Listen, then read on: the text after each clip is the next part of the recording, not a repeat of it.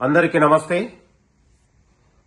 ఈరోజు మాజీ మంత్రి హరీష్ రావు గారు ఇవాళ నిరుద్యోగుల గురించి లేదా ప్రభుత్వ ఉద్యోగాల నోటిఫికేషన్ల గురించి మాట్లాడితే ఇవాళ దయ్యాలు వేదాలు వల్లించినట్లాగా ఇవాళ సిగ్గనిపిస్తా ఉంది. హరీష్ రావు గారు మాట్లాడితే 10 ఏళ్లలో హరీష్ రావు గారు ఎన్ని ఉద్యోగాలు ఇచ్చిండు, ఎన్ని ప్రభుత్వ ఉద్యోగాలు లీకేజ్ అయినాయి, ఎంతమంది నిరుద్యోగులు ఆత్మ బలిదానాలు చేసుకోరు మీ నిర్వాహకం వల్ల, మీ పాలనలో.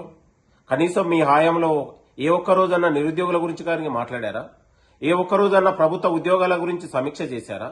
ఏ ఒక్క రోజన్నా ప్రభుత్వ ఉద్యోగాల గురించి, నిరుద్యోగుల గురించి బహిరంగ సభలలో లేకపోతే ప్రభుత్వ వేదికలలో ఆనాడు ఉన్నటువంటి మీ మామ, ఆనాడు పనిచేసినటువంటి ముఖ్యమంత్రి పనిచేసిన కేసీఆర్ ఏ ఒక్క రోజన్నా ప్రభుత్వ వేదికల మీద గాని, మీరు గాని, మీ బావమరిది గాని ఏ ఒక్క రోజైనా మీరు మాట్లాడారా అని నేను హరీష్ రావు గారికి విమర్శిస్తా ఉన్నాను, సవాల్ చేస్తా ఉన్నాను.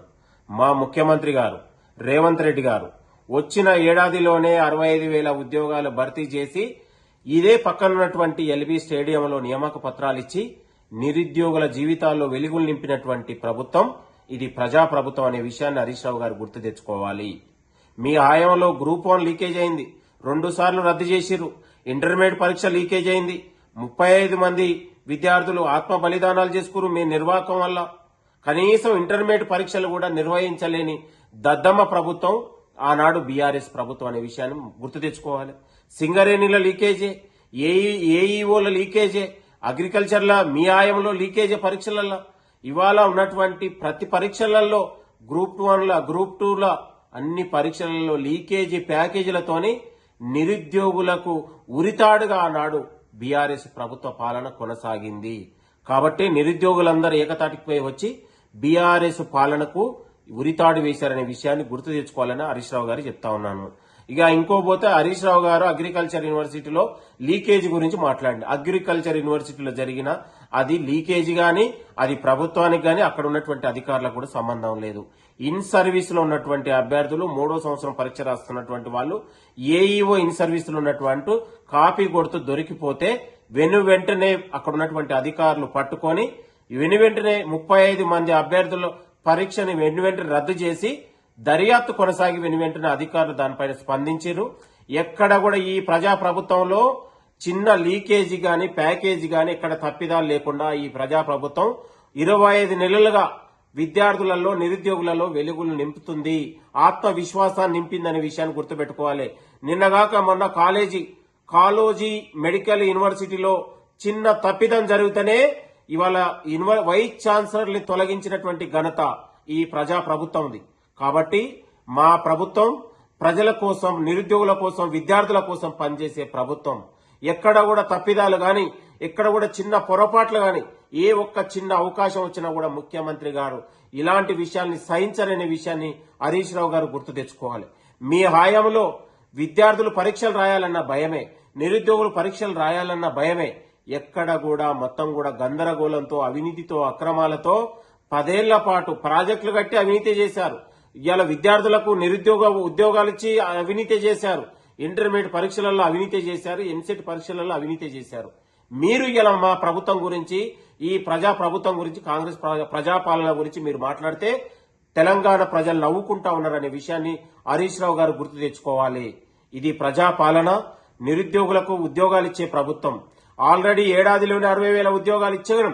మరికొన్ని రోజులలోనే నిరుద్యోగులకు మరొక శుభవార్తను ప్రభుత్వం అందించబోతా ఉంది. ఇది నిరుద్యోగుల పక్షపాతి, ఉద్యోగాలు ఇచ్చే ప్రభుత్వం. ఆల్రెడీ మా శ్రీధర్ బాబు గారి వాక్యాల్ని కూడా, మంత్రి శ్రీధర్ బాబు గారి వాక్యాలు, ఇవాళ శాసన మండలిలో మాట్లాడినటువంటి వాక్యాల్ని కూడా మీరు వక్రీకరించి దాని యొక్క నిరుద్యోగులలో వ్యతిరేకతను పెంచే కుట్రని మీరు ప్రేరేపించారనే విషయాన్ని కూడా నేను హెచ్చరిస్తా ఉన్నాను.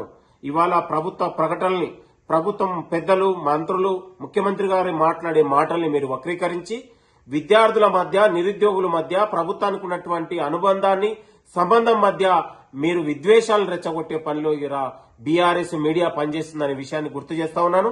ఇది ఉద్యోగాలు ఇచ్చే ప్రభుత్వంగా మేము ఆత్మవిశ్వాసం ఉంది, మాకు ఆ చిత్తశుద్ధి ఉంది. నిరుద్యోగుల పట్ల ఇవాళ ప్రైవేట్ రంగంలో, ప్రభుత్వ రంగంలో ఉద్యోగాలు ఇస్తా ఉన్నాం. ఆల్రెడీ ప్రైవేట్ రంగంలో దాదాపు 10 లక్షల పైగా ఉద్యోగాలు ఇవ్వడానికి ఈ ప్రభుత్వం శ్రీకారం చుట్టింది. ఆల్రెడీ వివిధ కంపెనీలతోని ఎంఓ కుదిరించుకొని ఈ ఆ ప్రక్రియ కొనసాగుతూనే ఉంది. అదే విషయాన్ని శ్రీధర్ బాబు గారు అసెంబ్లీలో చెప్పితే కూడా దాన్ని వక్రీకరించి ప్రభుత్వ ఉద్యోగాలలో కొంతమందికే మనం ఇవ్వగలుగుతాం, కానీ ప్రైవేట్ రంగంలో అవకాశాలు ఎక్కువ మనం ఇవ్వగలుగుతామని చెప్పిన విషయాన్ని మీరు వక్రీకరించి ఇవాళ విద్యార్థుల మధ్య, నిరుద్యోగుల మధ్య విద్వేషాలు ఇవాళ రెచ్చగొట్టే అవకాశాలు మీరు పూనుకుంటున్నారు. ఇది సరైనది కాదని మేము హెచ్చరిస్తా ఉన్నాం. హరీష్ రావు గారు, మీరు మాజీ మంత్రిగా 10 ఏళ్ల పాటు పనిచేసిన మీరు ఇవాళ తన స్థాయికి మించి ఇవాళ మీరు ఒక ఆజ్ఞానిగా మాట్లాడడం అనేది చాలా సిగ్గుపడతా ఉన్నాం. అగ్రికల్చర్ యూనివర్సిటీలో జరిగినటువంటి తప్పిదమేందో మీకు కనీసం అది కూడా మీరు తెలియకుండా దాన్ని ఒక లీకేజీగా అది ఒక పెద్ద దానిలాగా మీరు మాట్లాడడం అనేది కూడా సరైనది కాదని మేము కోరుతా ఉన్నాం. ఇది మా ప్రజాప్రభుత్వం, ఇది ప్రజల కోసం పనిచేసే ప్రభుత్వం, ప్రజలు తెచ్చుకున్నటువంటి ప్రభుత్వం అనే విషయాన్ని హరీష్ రావు గారు చెప్తా ఉన్నాను. ఇది కుటుంబ పాలన కాదు. మీలాగా ఇవాళ ప్రజాపాలనలో ఏ ఒక్కరు అవకాశం లేకుండా సమిష్టి నిర్ణయాలతో గౌరవ ముఖ్యమంత్రి రేవంత్ రెడ్డి గారు ఈ రాష్ట్ర అభివృద్ధి కోసం, విద్యార్థుల భవిష్యత్తు కోసమే ఇలా జీవితం అంతా అక్కడ పణంగా పెట్టి పనిచేస్తున్న విషయాన్ని గుర్తు తెచ్చుకోవాలని మేము హరీష్ రావు గారికి హెచ్చరిస్తా ఉన్నాం. దయచేసి ఒక మాజీ మంత్రి హోదాలో కనీసం మీరు వాస్తవాలు చెప్పే ప్రయత్నం చేయండి. పొద్దున లేస్తే అబద్దాలతో, విష ప్రచారాలతో తెలంగాణ ప్రజల్ని గందరగోళపరచకండి మరొకసారి హరీష్ రావు గారికి విజ్ఞప్తి చేస్తా ఉన్నాను. నమస్తే, థ్యాంక్ యూ. మీ Chennagani Dayakar, Congress party general secretary. Subscribe us and press the bell icon for more interesting updates.